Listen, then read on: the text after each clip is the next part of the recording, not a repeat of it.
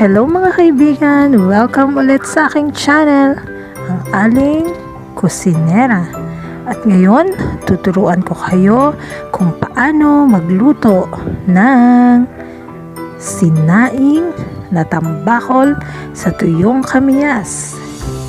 Ayan, sarap niyan mga kaibigan.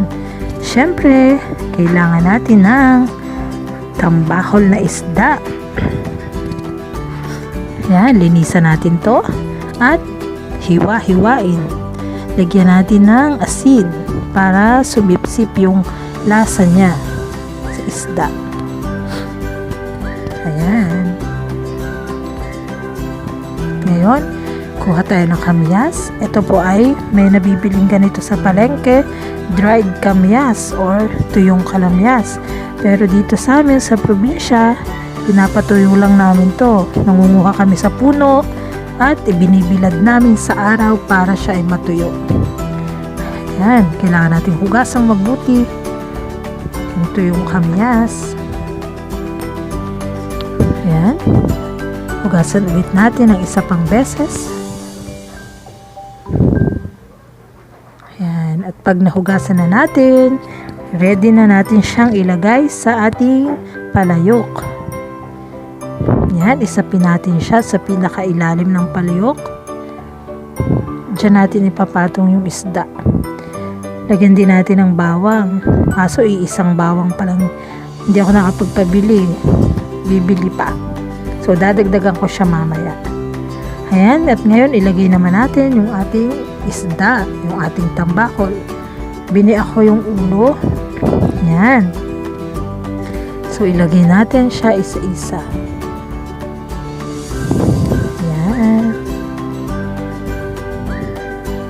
Yan, buntot. Yan. Lagay pa natin tong isa. May natitira pa. Ayan. At tarigyan natin siya ngayon ng tubig. So, ang tubig ay kapantay lang ng isda. Yan, para madali siyang bumulak. Tapos, lagyan natin ng rock salt or asin. Ayan, isalang na natin sa hoy. Hihipang ko muna.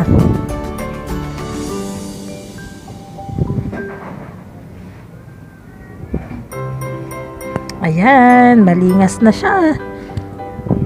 At pag kumukulo na, ayan, lagyan ulit natin ng bawang.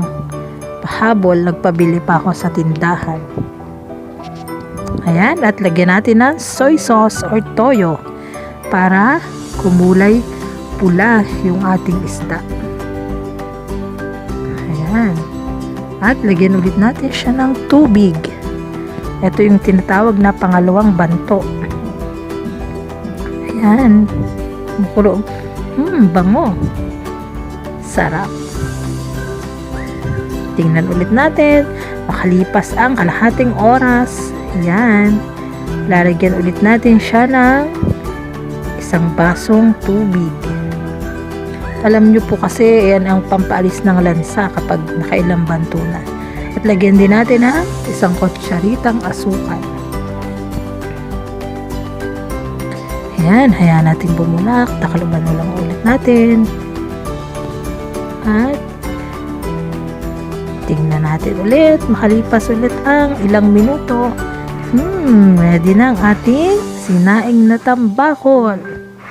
Masarap po itong kapartner ng atsara o kaya yung pipino na ginayat or kamatis na may sibuyas. Yan.